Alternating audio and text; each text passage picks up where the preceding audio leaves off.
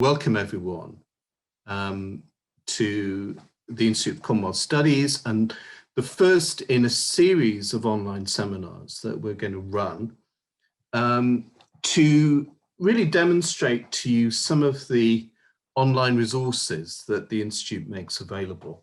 And we're starting with our Commonwealth Oral History Project. In a couple of weeks' time, we'll have another online seminar on the British documents on the end of empire, volumes, and later on we're hoping to do another seminar with my colleague Leo Zelig, talking about the Ruth First papers and archive. Please use the chat function to ask questions. I tend to be used to sort of seeing people's faces on the screen, but apparently you can hear and see me, which is what matters. What I'm going to do is to demonstrate the website itself and the resources on the website. Then I'm going to invite in my colleague Sue Onslow, who hopefully will be joining us soon. And we're going to talk a little bit about the origins of the project and the thinking behind it and what our inspirations were, and also some of the key findings. So I'm going to start by sharing my screen, and I hope you can all see this. So this is what you will get to if you Google Commonwealth Oral History Project. So you get, here's the website, Commonwealth Oral Histories.org. And this is the dedicated web page you'll come to. We've got on the, here we are, Sue's with us. That's wonderful. Hello, Sue. On the main page, there's a little introductory video from me, a sort of reminder of what my office looks like. I hadn't seen, and some of my books, and I talk a little bit about the thinking behind this project there. We've got an about the Commonwealth section, which is really a timeline, quite a helpful guide to some of the key events from 1926 onwards. But the main section, I'll come back to some of the additional features of the website. The main section are the interviews. So we have around 70 individual interviews which were conducted mostly by Sue Onslow between 2012 and 15, and a few one or two that Sue did subsequently.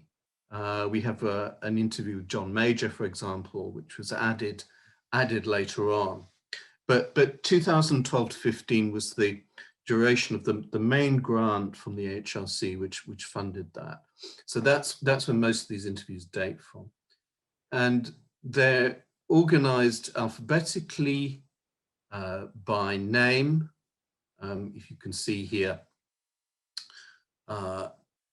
So you can see who's available. We've organized them by theme as well, by country, and added to that, and it's a very important addition, we've got a separate witness seminar, which was conducted in Marlborough House on the 24th of June 2013.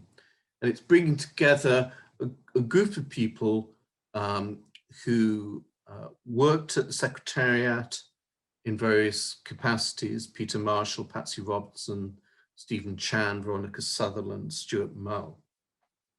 And you can see how, this was a day-long witness seminar, you can see how it's organized in a separate sections, looking at different aspects of the Secretariat's work: the Office of the Secretary General, Political Affairs, Sustainable Development, Education and Health, the Commonwealth and Communications.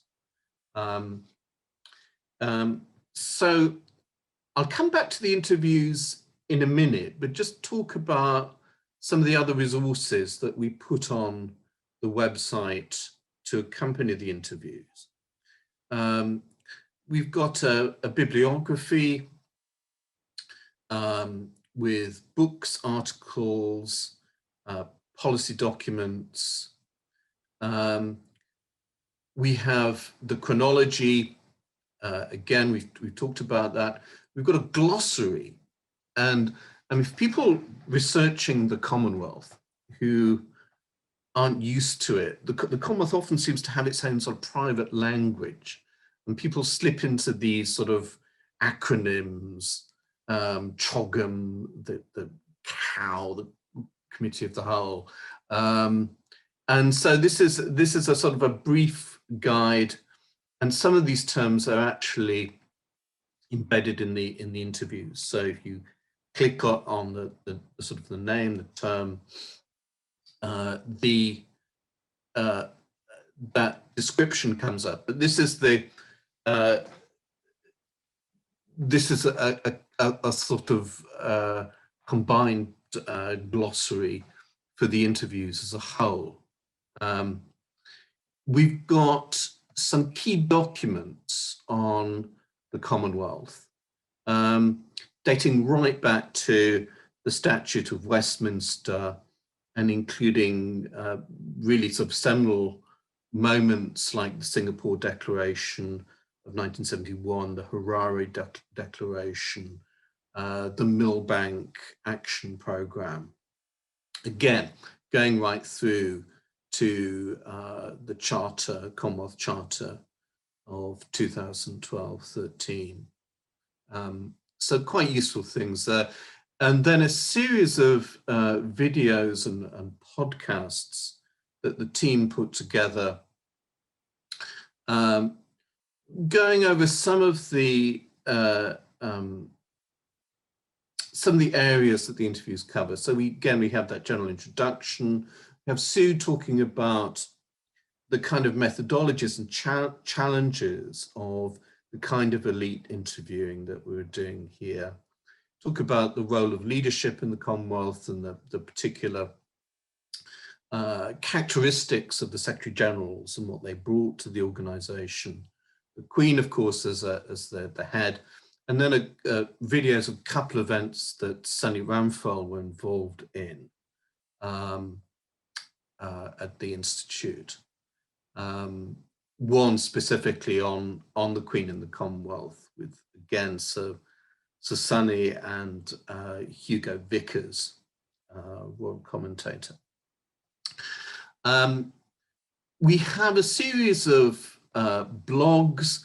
Again, although the main grant that we had for the Commonwealth Oral History Project covered 2012 to 15, we got a supplementary grant from the HRC, really to disseminate the findings of the project. And we were able to employ a very able postdoc, Eva Namasoke, who wrote a series of very interesting blogs in 2015-16, and generally helped to sort of disseminate the findings. And some of the podcasts and videos were produced at around that time. About the project, very important, we've got citation advice. So we suggest how scholars should go about citing those interviews. We have an example here, Bill Kirkman and how one might go about actually citing those. We have the terms of the Creative Commons protocols under which the interviews are released, and a note about individual consents that are involved in some of the interviews, although only a small minority of those. Back to the interviews themselves. And so if we go on to the page with the individual interviews, you'll see that the interviews appear in two separate forms. So if we click on the first one, Martin Alka, Ugandan politician. With each of the interviews, there's an online version and then also a transcript, which you can click on. And part of the reason why we had those two forms is so that it's possible to give a precise citation of a page number for the various interviews. So you'll see as the PDF version comes up. So that's what you'll see on the transcript. So the pages are numbered, so you can actually refer to, page 2 or page 3 of the Martin Alka interview. And with each of those interviews on the website itself, it starts with a brief description, brief biography of the witness themselves. And sometimes Sue conducted more than one interview. Again, it will say precisely which day or days the interview took place. So you've got to, you can fix it very precisely in time. So that's the kind of the overall shape of the website that you'll use, and you'll see alongside in the bar alongside the right, we have some of the kind of highlights, some of the more recent interviews, the most recent with John Major, for example, as a kind of suggestion of where you might go to next. So that's the general shape of the website. Let's kind of go back quite a long way to the project itself. And I'll just come out of the sharing screen. So, as I mentioned before, the Commonwealth Oral History Project is funded by the HRC by a major 3-year grant, which ran from 2012 to 2015, and then a smaller dissemination grant, which allowed us, for example, to launch the website at the 2015 CHOGM in Malta, and to employ Eva for a few months. So it starts, as all successful grant applications start, with, a pretty, I hope, a pretty good idea. We were thinking about what we might try and get major funding for at the Institute after I took over there in 2009. And the Institute had run some major research projects in the past, British documents on the end of empire. That's the biggest one before the Commonwealth Oral History Project. And it occurred to us that we were coming up to the 50th anniversary of the creation of the Commonwealth Secretariat in 1965, which was within the lifetimes and memories of many people who were still around. In fact, all of the Commonwealth Secretary Generals, except the first one, Arnold Smith, were and are still alive. So it was a good time to capture those memories. And we also knew that we would have, for some of that period, the capacity to combine the oral history materials with written materials from the British archives, from the archives of the Commonwealth Secretariat itself.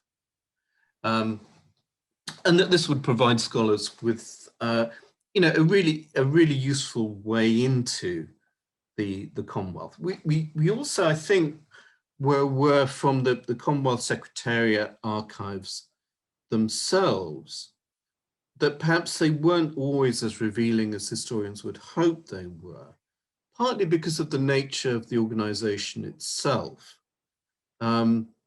which conducted a lot of its business in informal discussions, maybe off the record discussions, rather than being very sort of paper focused, producing position papers, having internal memo sheets in which the senior figures would think out loud about what they wanted to achieve over a particular issue.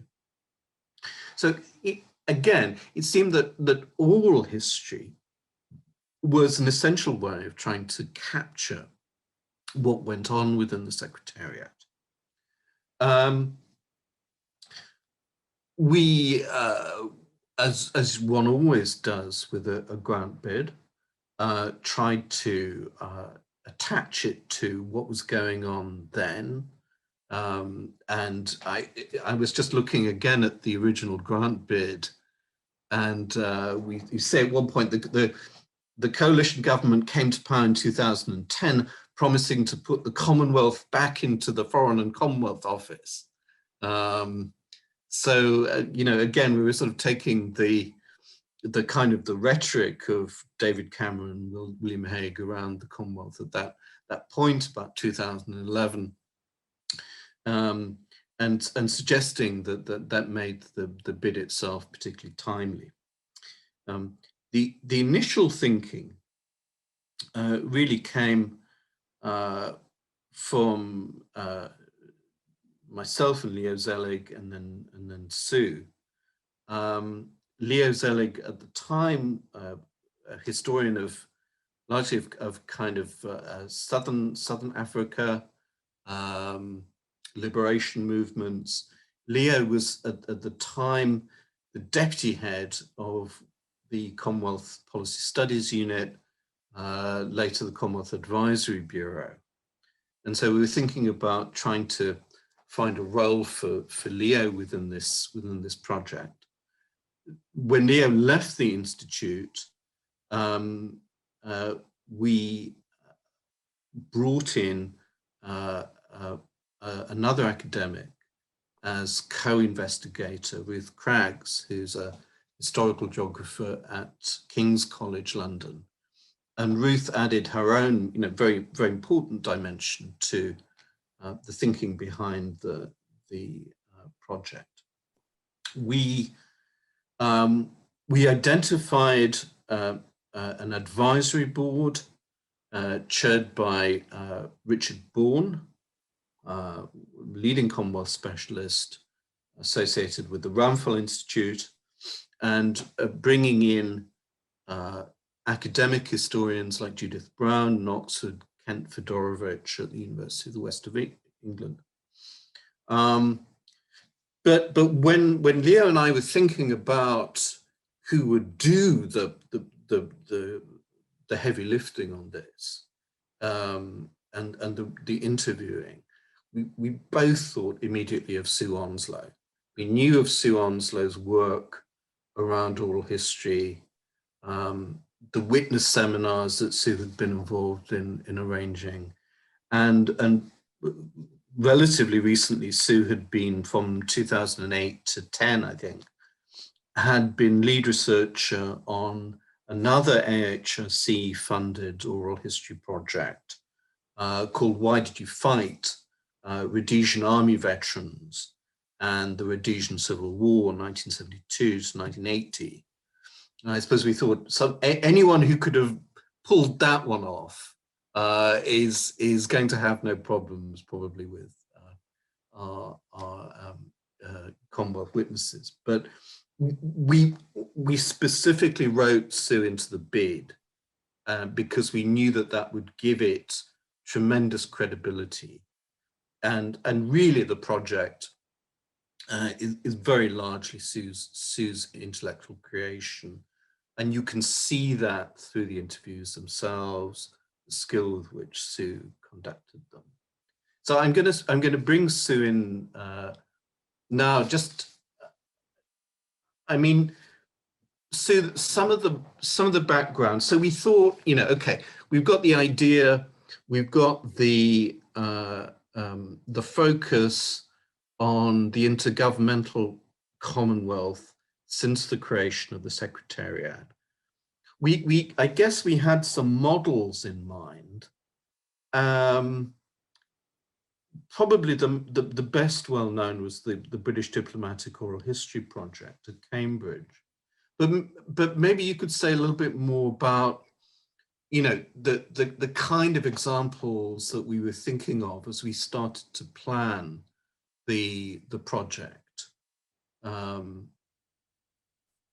what we, yeah, Sue. Right, well, thank you very much indeed. And colleagues, I do apologize that I joined late, and please excuse my flutter of excitement when I was finally able to join the Zoom call. It had been quite a fight. Thank you very much indeed, Philip. The particular oral history projects that you, Leo, and I bore in mind were very much the British Diplomatic Oral History Project at Cambridge, because this is, I think, a magisterial body of knowledge in terms of gathering elite interviews from former British diplomats who understand the workings of power and how workings of, if you like, hard power and also soft power. And of course, the Commonwealth as a quintessential soft power organization, it was going to pose particular challenges to try to tease out the ways, means and ways of measuring also that Commonwealth soft power influence and its role in international diplomacy. And as Philip has identified, one of the core factors that we were considering was actually, did the Commonwealth make a difference? And if so, how? And does this justify continued engagement with it? So we had to think about what were going to be our yardsticks of measurement, as well as the particular modeling of those that we should identify as part of the 60 interviews that we promised the AHRC that we would bring together. The Rhodesian Oral History Archive that I did with former members of the Rhodesian Security Services was interesting as another form of elite project. It was useful for me in terms of gaining the experience of how to manage a very large and sprawling project. We, together with another interviewer, Dr. Annie Berry, I managed to gather testimony from 118 former white Rhodesian troopies and members of the British South Africa Police. But those were very much, should we say, those who had, they didn't have their hands on the levers of power, even though they were an elite within the structures of Rhodesia, Zimbabwe as it then was. So I was very much looking forward to doing this interview project because it was going to be a breeze, talking to people who had exercised power and had been successful, rather than talking to, sadly, what were a very traumatized cohort, even 30 years after the conclusion of the Zimbabwe Civil War. So with the British Diplomatic Oral History Project very much in mind, we were also very keen that whoever did the interviewing should have detailed background knowledge, because something that I've certainly identified, Philip, I think you would agree with this, is that some of the interviews have been done by very enthusiastic and attentive researchers, but who didn't necessarily have the deep knowledge to ask the appropriate questions, because in any oral history project, it depends what you ask, how you ask it, and what your follow-up questions are. So you need to know really, really where to push, and that is of crucial importance. So working with Philip through our weekly meetings and getting Philip to review the transcripts as we were producing them was of vital importance. So I mean, what were the sort of the challenges? What were the major challenges in terms of, preparing this work? I think one of the major challenges is something that you made reference to, that we had hoped that we would have access to archival material, because any oral history project is only going to present recollections which are historically contingent. But to be truly valuable, you have to adopt, I think, an eclectic approach of weighing them against the written record, which after all was contemporaneous, to try to triangulate whether people are indeed presenting fronts, stories, myths, or in fact misremembering. As well as adding, of course, to whether there are gaps in the knowledge. And we encountered, unfortunately, difficulties with the Commonwealth Secretariat, which runs a very conservative release policy for its archival material. And I was only able to look at documents up to 1986, which was a great pity. So it really required some creative thinking about identifying additional written archives that were relevant to the project. And also, of course, the National Archives at that point were accelerating their release from 30 years to 20 years. And so again, we weren't able to bring it right bang up to date. I tried using freedom of information, which proved to be a very cumbersome way of identifying core documents and briefing materials in the run-up to the biennial CHOGMs. And in fact, I think I've still got one FOI outstanding, Philip, from 2016, that they haven't quite got round to producing the material. And lots of redacted pages. And hugely so. It was as if a rather enthusiastic toddler had gone through it with a black marker, scouring out vast sections of the text, which of course was enormously frustrating. But so, as I said, it required some creative thinking about additional archival material on which to base the necessary questions. I think also what is very difficult about the Commonwealth, in that this was focused on the official Commonwealth, but also accredited organizations and also civil society organizations and journalists. It was knowing when to stop, because everyone I spoke to had a different set of people they felt I should talk to about the work of the Commonwealth.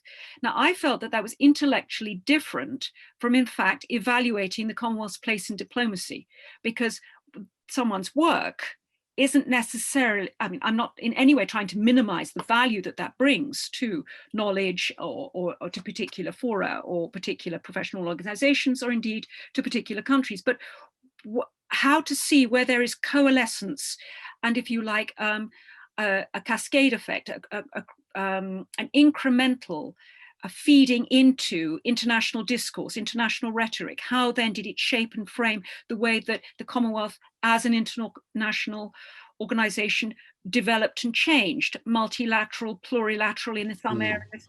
So it was trying to identify, as I say, who to go for. Also, of course, some people felt that we should definitely try to get the trophies, I mean, to use that in inverted commas. Yeah. A number of people said, so you should really try to get in to interview former President Nelson Mandela. I felt that it was too late. And in fact, it then, of course, came out after he had died in 2013 that he had been suffering from Alzheimer's, and that would not have been possible. But you can understand why people want to feel that you have captured the words of a great person, Hegel's great historical figure. But I really feel that there is an appropriate time to interview people. The very old can be phenomenal. The interview I did with Gerald Hensley, who was over 90 at that point, was extraordinary. But others, very sadly, when I went to talk to Mike Faber, his work in the technical assistance program at the Secretariat was thought to be terribly important by the Secretariat. But Mike, in this long interview, gave it, I think, 2 minutes. So he was talking about the rest of his rich life. So again, how do you identify, and how do you use the limited resources of a project to best effect is always going to be a challenge. Did you find the advisory board helpful in that? Yes, I did. I did. Without a doubt, and certainly because any elite project requires the facilitators, those who can put you in touch. And this is where I really want to pay tribute to the long-standing Commonwealth diplomat, Patsy Robertson, who was very coy in refusing to be interviewed herself, despite my determined campaign of champagne, get-togethers and dinners and lunches and all of that. I mean, we turned it into a game. But she was absolutely invaluable about putting me in touch with people. And so I really, really want to pay tribute to Patsy, dear Patsy's extraordinary contribution. Others put me in touch with people such as Flora MacDonald, but sadly, again, Flora MacDonald, former Canadian Foreign Minister. Again, it was not an appropriate time. She was more interested in telling me about getting to the foothills of Mount Everest and speed skating on the Rideau Canal than actually talking about the Lusaka Chogam and what Canada might have done. Of course, for her, the Lusaka Chogam was really against the background of the Canadian hostages in the Iran hostage situation, which of course reminded me that what any project seeks to focus on isn't necessarily what your interviewees want you to focus on. But that's what's so valuable in a way about oral history, isn't it? It's the element of chance and the unexpected. Precisely. Every interview gave us something, even if it wasn't something that we expected. Other challenges that Philip and I faced, or Philip, I'm sure you remember this, was how we crafted the questions that we were going to put to people. Because even though we decided to go for semi-structured interviewing, which always allows the elasticity for developing thick descriptions of events and recollections and perceptions and viewpoints. But the challenge came, of course, when you're dealing with so many different people over different periods of time, to target the questions in the introductory email to them, the preparatory work, to give them a maximum of 10, but that had to be tailored to their skill set and their knowledge, but that weren't identical, of course, to the semi-structured themes that we were trying to draw out. So it required a lot of background research. And Philip, you gave due credit to Leo and also to Ruth, but I also want to mention the fabulous support we got from Chris Moffat, who is now at QMUW, Queen Mary's, who was the most invaluable researcher when I was out in the field and suddenly needing to find out additional material from either biographies or autobiographies, memoir literature. So, as I said, crafting the questions, being attentive to time was always it. The other aspect was, as I've alluded to, topic coverage. I was constantly aware that while the material that Philip has highlighted is particularly rich in the Commonwealth struggles against white minority governments in Rhodesia and also, of course, South Africa, that there were other areas where the Commonwealth has played a significant part in international diplomacy, which I wasn't able to tease out, such as its work in law of the sea or international debt. I felt I didn't get enough on that material, the Commonwealth's contribution to economic diplomacy and the new economic diplomacy of the 90s and 2000s. But so this rich library that Philip and I have created, and it really is, I think, an extraordinary library of knowledge, it isn't the final word. It can't be. No. Well, but I mean, one of the interesting things, but also one of the risks, I suppose, with oral history is that when one goes into an archive, one knows that a file has been declassified and that one has the right to see everything and probably to use it. Again, interviewing someone, things come up that they may be uncomfortable talking about, they may mention by mistake, you might wonder whether you can quote them. What sort of ethical issues come up in this sort of oral history research? Well, Philip, you made reference to that original bid to the AHRC, which set out that we were going to gain authorized interviews, but also that we were going to make available the audio files of the interviews. And this was, I think, something that we encountered very early on. We were dealing with the powerful. They were primarily men of power, just because of the particular political environment of the time, although we were very keen to get as many women's voice as we possibly could. But the predominant number of interviews, I have to say, are with men. And they are men who had reached the apex of power and were used to being interviewed and also to being in control of their message. And as you and I found that, and you found that when you were sending the transcripts back to the 3 people in India that you interviewed, Dubey and Salman Haider, and Bajpai, Ambassador Bajpai as well, and that they were very attentive to the transcript and how it was going to come across. And so they would, in editing the transcript, of course, it then deviated from the audio file. So we had to make that judgment that we couldn't make some audio files available and not others, that we had to say, we will go for the authorized transcript. Now this, for oral historians, really can trip up against the fault line that exists among them as a community, who focus on the audio file as the raw data. And of course, we are going for authorized versions of history. But I think that this recognized that we were doing elite interviewing, and in the diplomatic dance that was in preparing for the interview, doing the interview, sending the transcript back that we checked against the audio file, and then getting their authorized version, that yes, this is a process of manufacture of history, but they were in control of it because otherwise we did not have access. And I think that this is an important constraint on anyone trying to do a project of this nature, is to think very carefully about the product and the process of that product. So, I mean, you and I both encountered the slightly hilarious instance where Pic Botha took it as his long interviews, and I did several, that they were as if a draft for a speech by some not very bright junior underling, and that he fundamentally rewrote them. But if you remember, he also took that authorized interview I had done with him that he had checked and I had published in 2006. He took that interview and he rewrote it and sent it back and said, no, you can use this one. So as I say, and it goes with the process of people, how we laid our memories, how our recollections, and how we remake history. So it's interesting that the different positions that Sue and I were in, as Sue was saying. You know, I was in the luxurious position of getting these interviews, these transcripts sent back to London to have a look at and to read at my leisure, and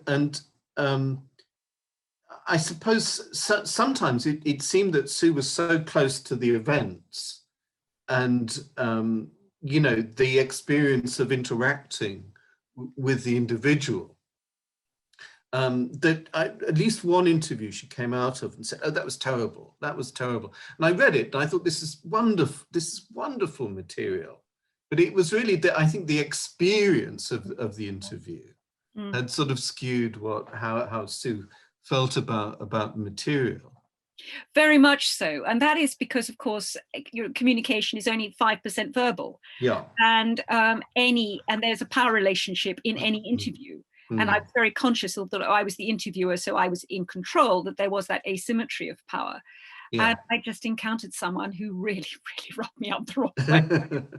But then I had other interviews that were an absolute joy. And I really want to say the interview I did with former Canadian Prime Minister Joe Clark was truly a pleasure. I felt it was a conversation because of his generosity and also the care with which he provided ancillary materials. Yeah. So it adds an extraordinary depth to what the Commonwealth did behind the scenes, in addition to how things played out in the, if you like, the theatre of Achogam, because of his work on the Committee on Southern Africa after 1987. But the other thing is, in that diplomatic dance to get men of power to let go of their history, inevitably we would find ourselves that it could take a very, very long time indeed. Philip asked me about the challenges. I won't risk my connection to Zoom by pulling up my spreadsheet, which I can see at the bottom of my screen. I don't want to spend another 15 minutes trying to log on to this call. But you have to have a flow chart of working out what is where in terms of the contact, the initial contact, the agreement to the interview, the thanking that individual, returning the transcript, which has been edited, getting the additional edits back, getting the necessary consents before the interview and afterwards for the deposit and website. It's a flow. Yeah. And Philip, as Philip identified, I did we've published over 77 interviews. I did at least another 5, which we haven't been able to get permissions for. And one of those, very sadly, was Malcolm Fraser, because again, it tripped up over having done the interview and sending it back. There was a change of staff, it went missing. And very sadly, by the time it got back to Australia and the right person, sadly, Malcolm Fraser had died, and his family didn't feel to be in a position to give their authority for the interview. I hope in future that we can, but it's very important to be attentive to the interviewee and also, of course, their descendants. I think it's interesting. It's interesting, isn't it? As the interviewer, one really remembers the ones that got away, and sort of slightly loses sight of the wealth of what's actually there. I mean, I remember when I was writing the biography of Alan Lennox Boyd, trying to get hold of Julian Amory, who you knew, of course. I did 3 times. And knew Lennox Boyd very, very well. And eventually I was just too late. He died. But again, these things sort of niggle you, and you don't see, what you've actually got. I think that two things before we move on. I mean, it is so interesting in oral history research, not just the ones that got away, but the moments when people say, turn off the tape recorder, have a scotch, I'm going to tell you something really interesting now. And one knows that as a researcher, whether you can use it or not, it's logged in your brain. It informs the sort of open source research that you do to sort of try and corroborate ideas. But that's not what you can do in an oral history project. Well, if I might add, just to reassure you that if I felt that there was a particularly important anecdote or insight, I would ask them to read it into the record, and that I asked them to regard the interview as part of a process, and that it could be redacted or it could be withheld for a certain amount of time, but that I was very keen, if at all possible, with their agreement, that material should be on the record, but that they could specify how long it could be held for, when it could be released, or if indeed it should be entirely redacted. So that was, as I say, part of the diplomacy. But the other thing is, I did on a number of occasions ask if I could turn the tape recorder back on again. And the third thing is, of course, you can't forget it. Of course. So then, of course, that's my trusty notebook would come in about, I need to raise it in another interview of, it's been brought to my attention that I wondered if you could give me your reflections on, without any way compromising that I might have been privy to this information from someone who didn't wish their identity to be shared. Yeah, absolutely. And I think that, in that respect, the fact that the royal family are so prominent in Commonwealth affairs, and the Queen in particular, I mean, that, without naming names, I mean, that is an area in which people get very nervous about what they say on the record, isn't it? It is. But the advantage of doing a Commonwealth Oral History Project is, of course, in the divisible crowns, separate, but of course associated role as ceremonial head of the Commonwealth, and the individual meetings that, of course, the Queen has at Chogham's, or had, because of course this process has now been suspended. And so we did get insights into the Queen as a diplomatic actor, and the extraordinary invisible glue that she's provided, and also the way in which her role has developed and changed. There is material there, but as you say, it has to be teased out. And I think you did a fantastic job, and there's some wonderful anecdotes there, and cumulatively, there's some very interesting material there on the royal family. I'm conscious that of time, that we want to kind of move on to some of the main findings of the interviews and talk about them. But first, Sue, I just wanted to I mean, one of the things that I think is clear from what we've been talking about was that we learned as we were going along, really, what was possible. I mean, we were lucky enough that I think that the proposal was a good proposal, but we had to tweak it as we went along. So we realized things that, and I mean, from my point of view, again, the sort of the lesson for anyone putting together a big oral history bid is A, hire Sue Onslow, but B, hire some, buy in some administrative support, which I don't think we did. We actually put enough of that into the bid for the Commonwealth Oral History Project, because there is so much toing and froing and administrative work in terms of clearing interviews, putting interviews up online, transcription, editing. There's a huge amount of work. And I was wondering what other sort of practical lessons you saw from the Commonwealth Oral History Project for people who might be putting these sorts of projects together. I would say two things. I think be realistic about the number of people that you can interview. I think that there's a tendency to thinking more is best. Yeah. We set 60. We were delighted to have got 77. And in addition to the witness seminar that you mentioned, we did actually do 2 other witness seminars related to that we've added to the Oral History Project. But be realistic, because it's extremely expensive of time. I completely support what you said about admin and research backup, because doing the interviews was merely part of the process, and I had to be part of a team. The other thing, I think you need to allow enough time for writing up and to make sure that the website is sufficiently robust, and also not to be excessively elaborate. Leo was very careful in choosing something that was straightforward in terms of the IT platform, working with the IT team on an ongoing basis, which Ruth also did, to make sure that it can withstand the test of time. Because there's no point going into all of this effort if your end product isn't sufficiently robust to support the researchers who want to use it.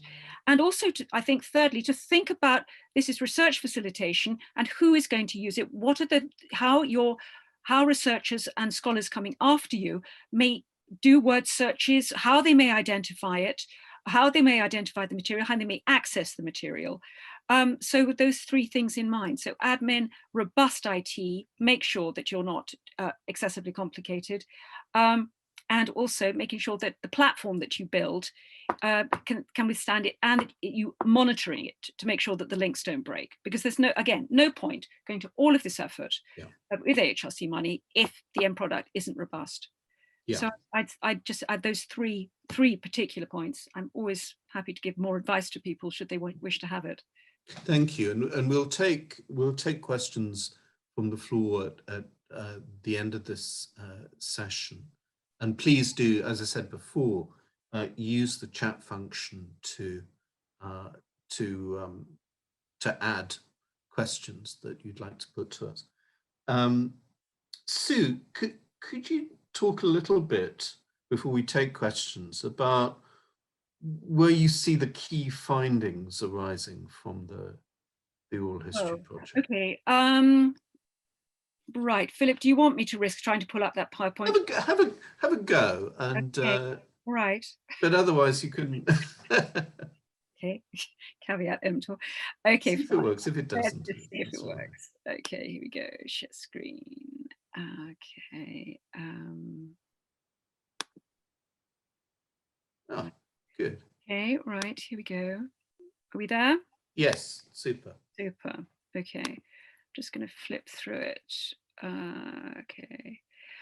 I think that it's an extraordinary range. Philip, you made reference to the index, because we were very careful in the index, as well as the glossary, the index that we put in. There's a rich amount of material on Rhodesia, Zimbabwe, and also on the struggle against apartheid South Africa, the Commonwealth's role in trying to isolate South Africa, the role on sanctions, economic sanctions, financial sanctions, tensions within the Commonwealth, Thatcher in the Commonwealth. and also what I don't, Stuart Mole, who used to be a senior research fellow at the Institute, of course, has just written his PhD on this. There's a considerable amount of material of the Commonwealth's continued support for transition in South Africa from 1990 to 1994. Which is so often overlooked in the history books. People tend to think that when Mandela was finally released from jail, that kind of, there was an ineluctable and historically determined progress, which of course is far, far from the case towards South Africa's final transition. I apologize for the amount of text on the screen, but I just want to quickly say that we were able to gather insights from those who really were present at the beginning. And so should we say, adding to how the first Secretary General Arnold Smith conducted affairs, how he built up the capacity of the Secretariat, which of course provided such a vital launch pad for Sonny Ramphel's later work. Without what the sterling efforts of Arnold Smith, I honestly don't believe Ramphel would be able to have made the impression that he did in international diplomacy, because he had that international secretariat, which was approximately 400 strong. So we have material on the Commonwealth Fund for Technical Cooperation, highlighting how Uganda, how African difficulties have caused problems within the Commonwealth. And of course, given the very problematic elections that have just been held in Uganda, I was pulling up the material. I thought, okay, well, of course, Uganda, I'm afraid, has caused problems dating back to the era of Idi Amin. Again, Patsy Robertson and Hugh Kraft gave me a fascinating interview of the Commonwealth's first venture into election monitoring in Uganda in 1980, which was a very, very difficult election monitoring mission. And it was essentially in a war situation. So yes, material on South Africa. I really want to highlight the extraordinary contribution that Dr. Moses Anafu made as a quintessential Commonwealth diplomat and special envoy. So the material that we've got in the archive about the Commonwealth and mediation, the Commonwealth in trying to broker peace settlements, in trying to advance the cause of international peace in South Africa, also in Tanzania, they did in Lesotho, Swaziland, material. Democracy and human rights, dating back, of course, to not just the Commonwealth's support for Bangladesh's independence. This is, of course, from the leading Bangladeshi diplomat and politician and lawyer, Kamal Hussein, who talked of the creation of the Commonwealth Ministerial Action Group. There's a wealth of material on this, which I think is particularly important in highlighting the Commonwealth as an international organization, which is unique in that it does have sanctions against its membership of either put them on formal warning, or that they're on an agenda, formal warning, suspension, or indeed, of course, at the most extreme, to be removed, to be booted out of the Commonwealth. Although Zimbabwe, of course, left of Robert Mugabe's own accord. Again, as I say, a lot of material on CIMAC. Debt relief. I really think this is something that I'm very interested in, because I think the Commonwealth has got a good news story here, and that this does require further investigation, and also really to test what did the Commonwealth do and how was it able to do it. So there are indications of where there further research can be done. And so debt relief, this is from Veronica Sutherland, who felt the scorecard is very good. Philip, I could go on, and I don't want to eat into the time that people have, but it is, again, the breadth of the Commonwealth's diplomacy, the constant evolution of the Commonwealth. And I think one of your favorite interviews was also with Sir Malcolm Rifkin, who of course was on the Eminent Persons Group, who had conducted the last deep investigation into reform of the Commonwealth and how to strengthen its institutions, and the fate of that particular initiative at the Perth CHOGM. And I do remember you laughing when you read that particular transcript.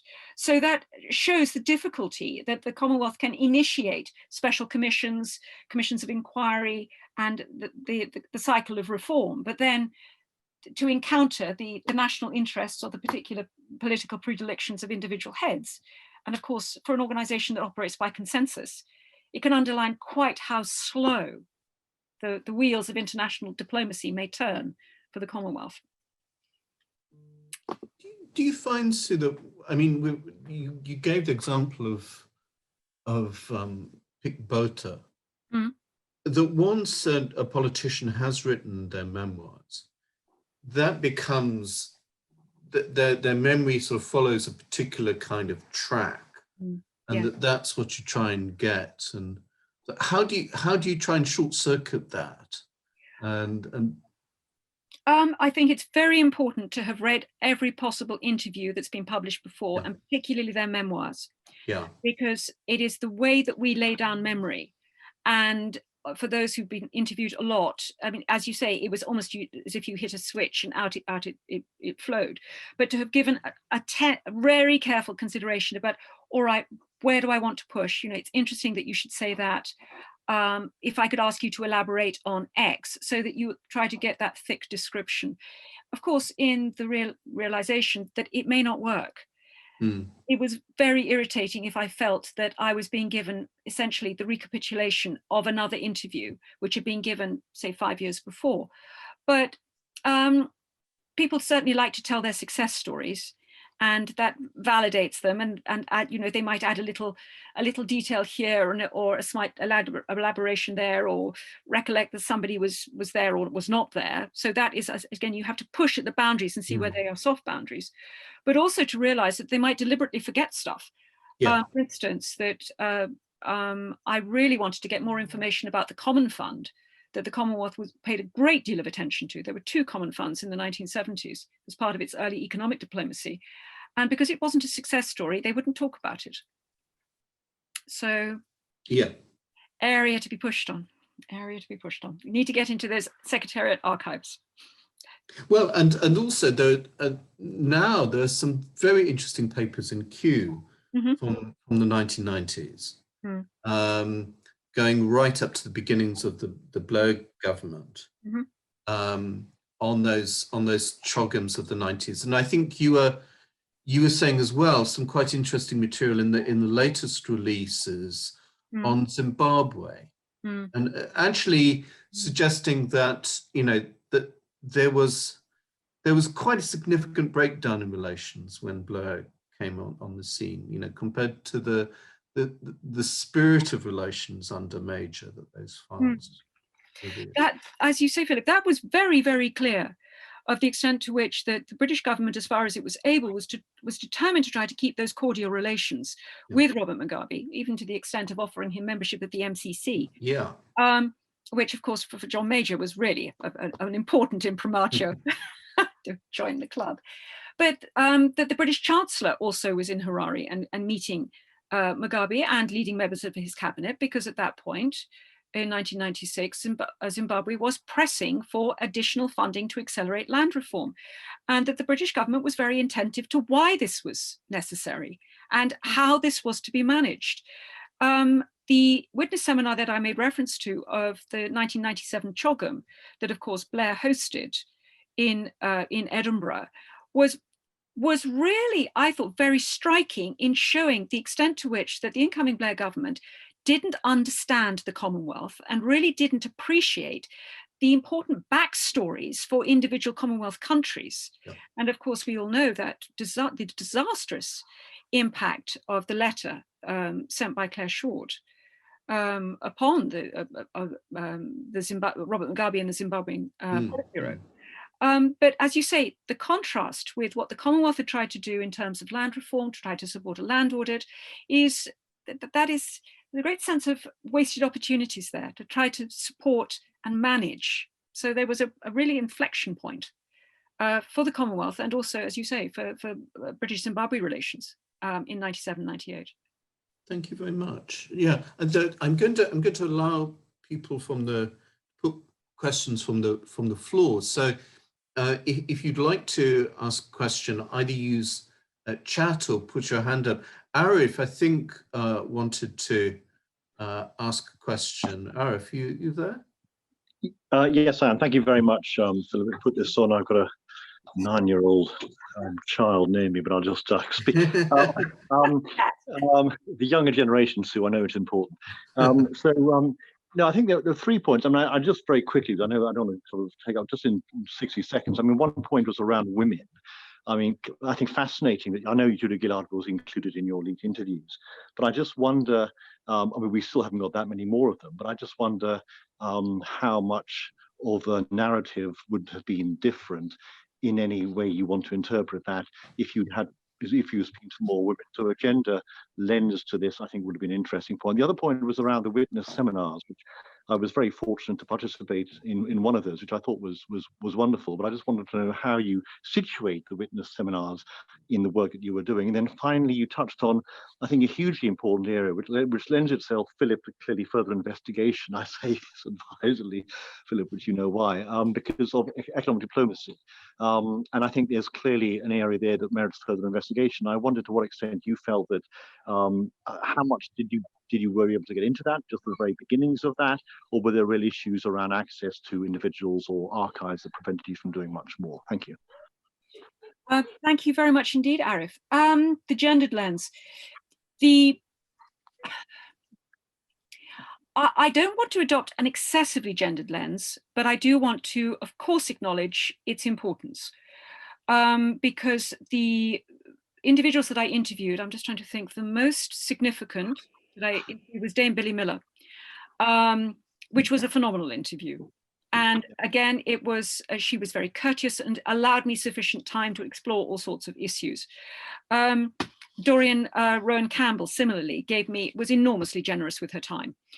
So what I did encounter certainly with the women interviewees that I did talk to was a generosity, a genuine balance of discussion. And it was a discussion more than an interview of me putting particular questions and eliciting a relatively short answer. But then each interview is historically contingent. And as I say, I don't want to emphasize that these were qualitatively and quantitatively in a different league, because each interview is in itself unique.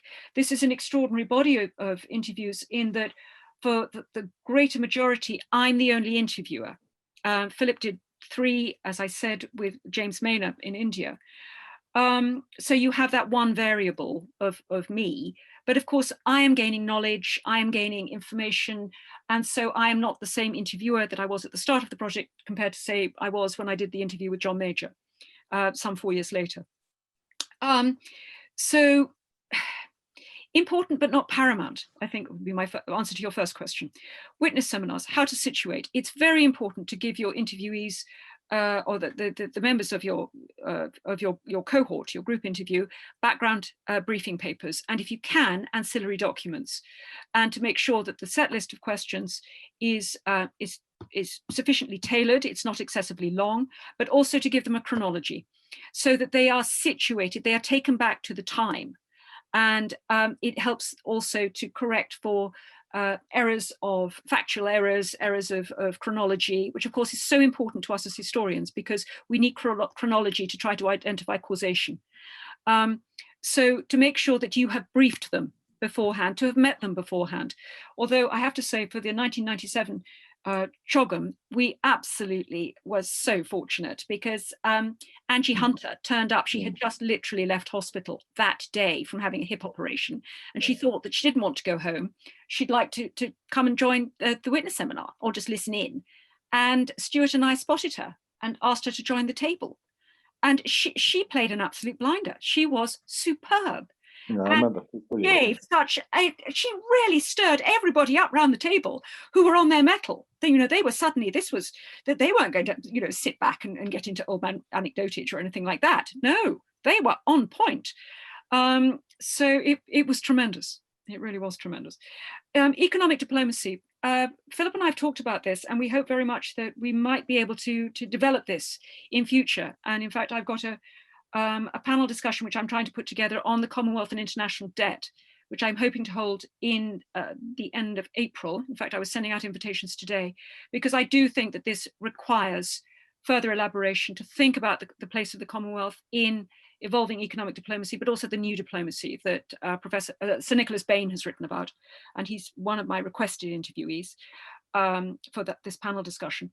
So as I say, this library of knowledge is not the final not the final word. There are other areas where we hope that researchers will take this and develop and expand upon it.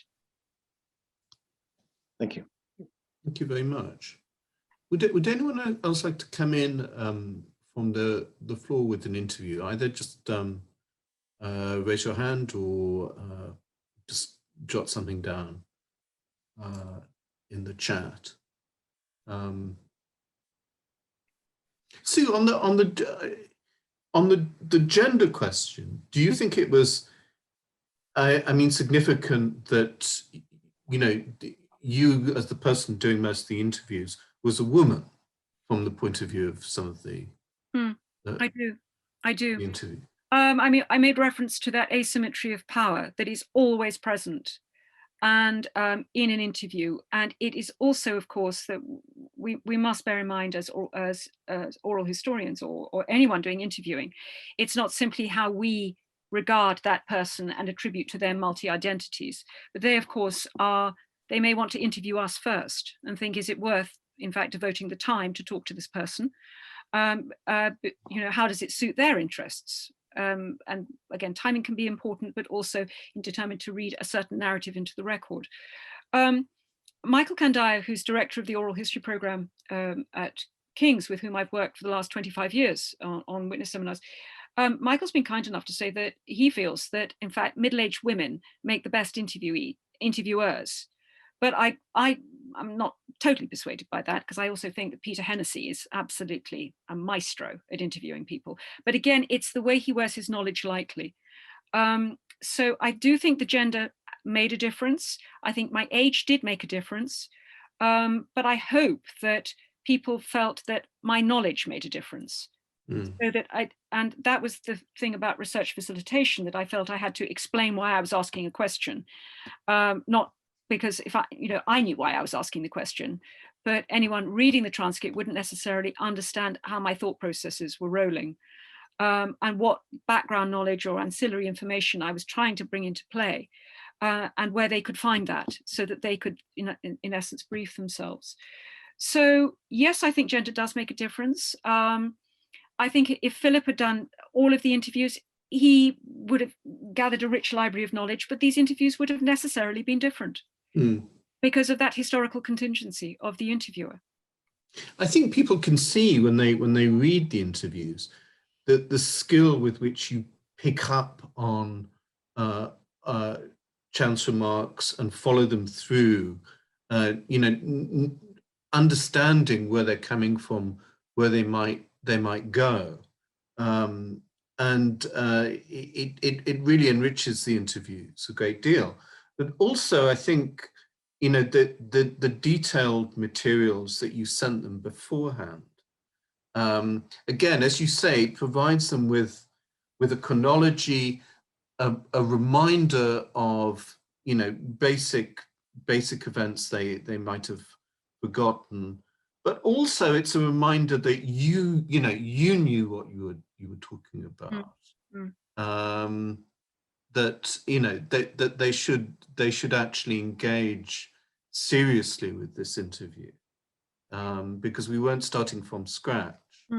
But unlike the Rhodesian Oral History Project, where by the end of it, I didn't want to ask the questions because I didn't want to get answers that I anticipated and I feared. Yeah. And in that particular project, those who'd had a good war came forward earlier. Those for whom it had been more difficult were much more reluctant, etc. So in fact, the interviewing got more difficult for that project as I went along. Not only for those I was talking to, but also the cumulative impact on me, and also on Annie. In contrast, this particular interview project, I felt more and more confident as I went along, because yes, I'd had detailed knowledge of the role of the Commonwealth in the anti-apartheid struggle against the Smith government in Zimbabwe, in Rhodesia. But I felt more confident, and I felt I was reading more into the record. So in that way, the interviews and the interview process retained a freshness for me. And in thinking, I know what I'm doing, I know where I can push, but never forgetting the critical factor for any interviewer is the importance of listening and also thinking about why have they told the narrative in the way that they have? You know, who's saying it? Why are they saying it? How have they constructed it? And then to think, as you're doing it, what does this mean? And that is an intellectual engagement with the process of interviewing. So, can I ask any other questions that people want to raise?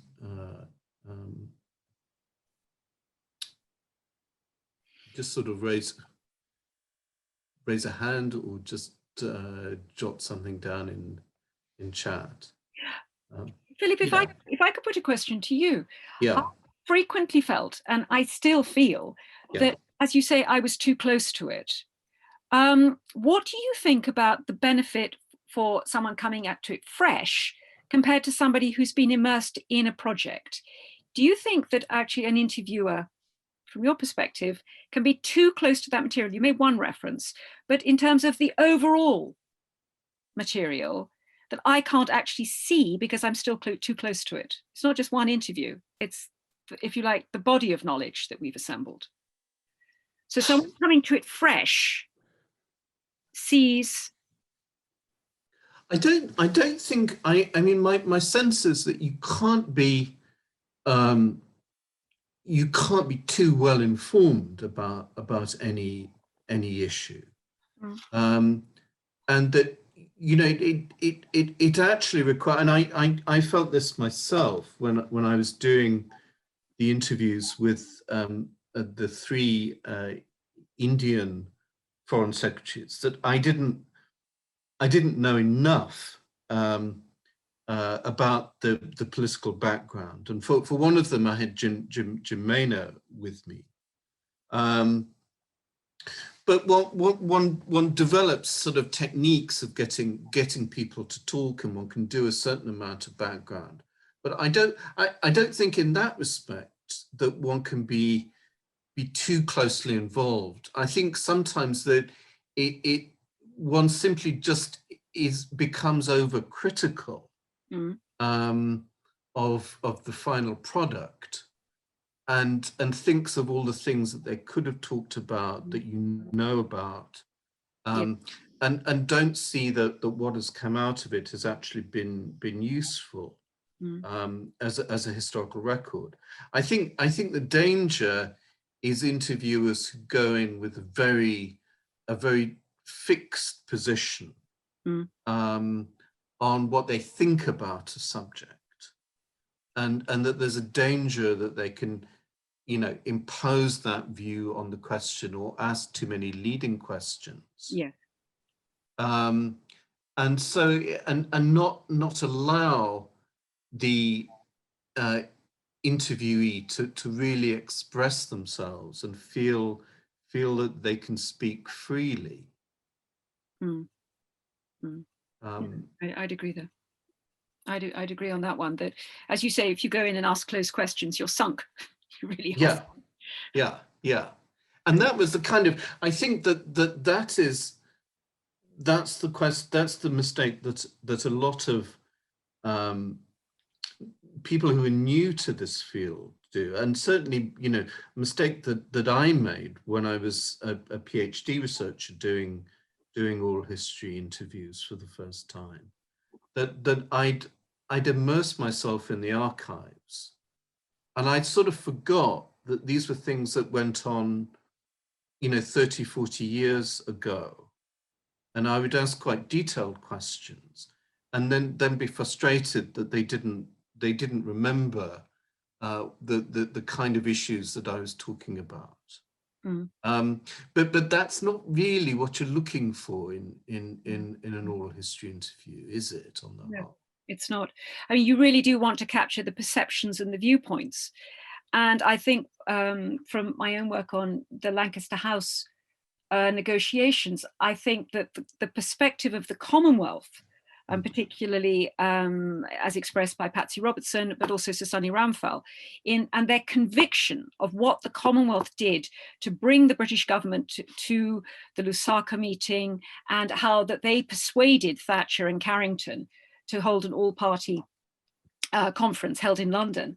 And this is embedded, this is fixed in Commonwealth law. And I'm not saying that that perception is wrong, but I know from from interviewing British diplomats, all of whom were involved in the Lancaster House talks. I think I did 12 interviews and a witness seminar, which I've just published. And the viewpoint from the Foreign Office was that we'd already made this decision. The Commonwealth, didn't even feature. And I think this is, again, this important of where the validation comes, of where are the motivations, what are the influences and the perceptions? Because let's face it, facts are facts, but perception is reality. So to the Commonwealth, particularly to Sonny Ramphel and to the Secretariat, the Commonwealth played an extraordinary part in Zimbabwe's independence. And this makes then the Commonwealth's silence after Zimbabwe is independent, around the Gukurahundi massacres that took place in Matabeleland between 1982 and 1987. This makes the Commonwealth's silence even more shocking because they had invested so much. And I expressly asked, what did you think? And I got, at best, one very convoluted answer, and others who refused to be their views to be read into the record. So I think that for any interviewer, it's where are the gaps, as well as what they tell you. What are they not telling you?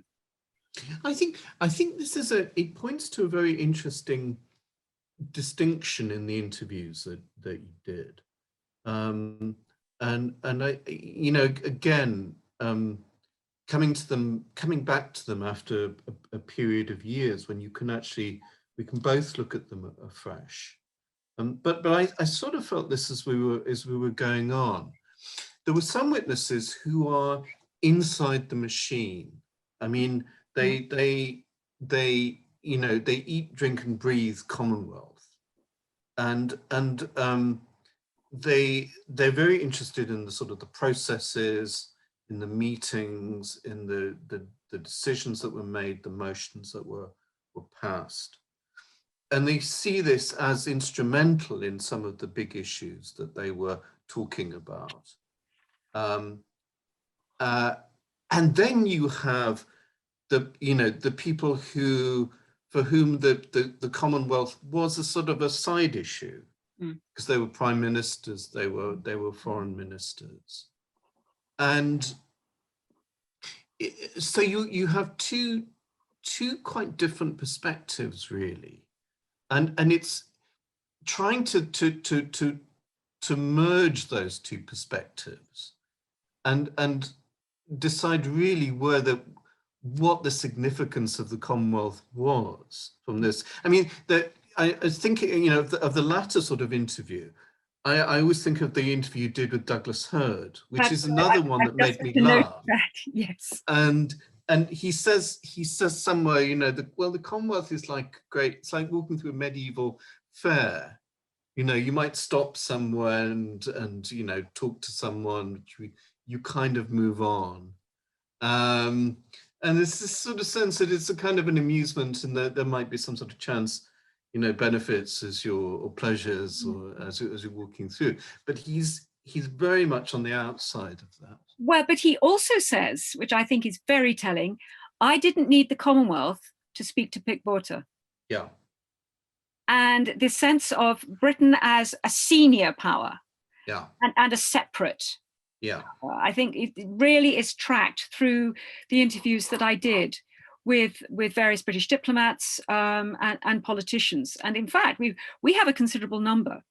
And so, I mean, Philip, I'm just making reference obviously to your work on how Britain has regarded the Commonwealth from the late 1960s, of the reassessing the value of the Commonwealth to thinking that each government might come in saying it's going to emphasize the importance of the Commonwealth, and then feel that actually that this is not an effective lever of power and it can't be used to support British national interest in quite the way that they have thought.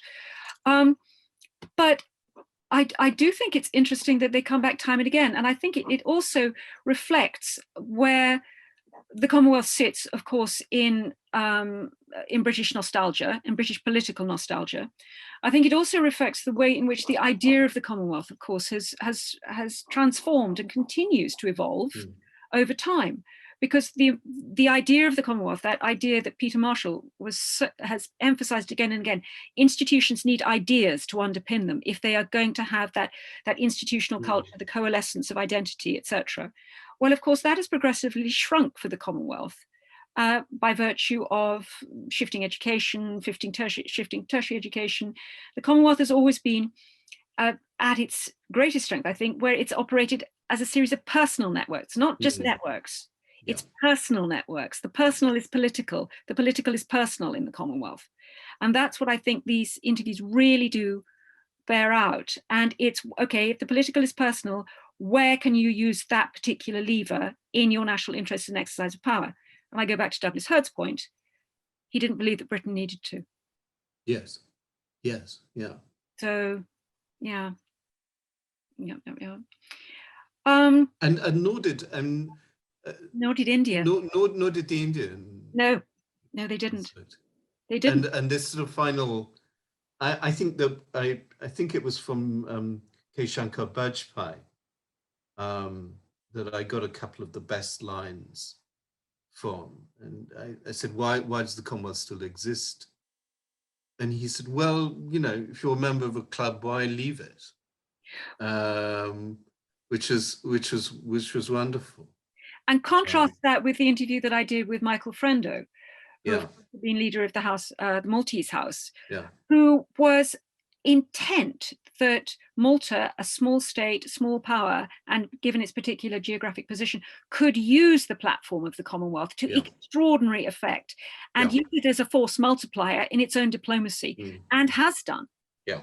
Although it has been dented, let us face it, with the political crisis stemming from the assassination of Daphne Caruana Galizia. But how certain powers have used the Commonwealth to advance their best efforts. Others have felt that their best efforts are better focused through different multilateral or bilateral channels. Yeah. But I also think that it really does underline again and again and again, then this point about for the contemporary Britain at a time when, let's face it, the emphasis is again on the Commonwealth, about that the Commonwealth is a different entity. It's a different idea that it was at the point where we began our project in 1965. Well, it's been wonderful talking about it again, and thank you so much, Sue, and thank you everyone for joining us. I'm glad we've recorded this, and we'll make the recording available on the website.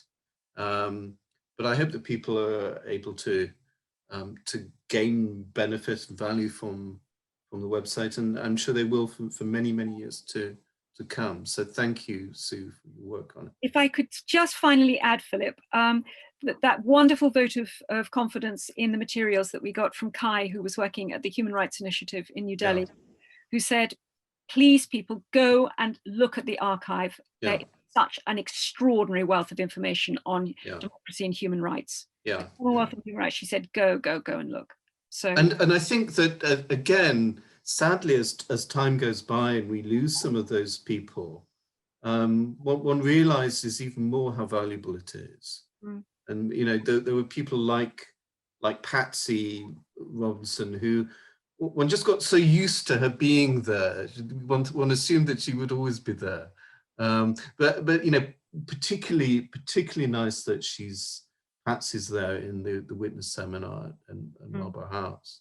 So we have that at least.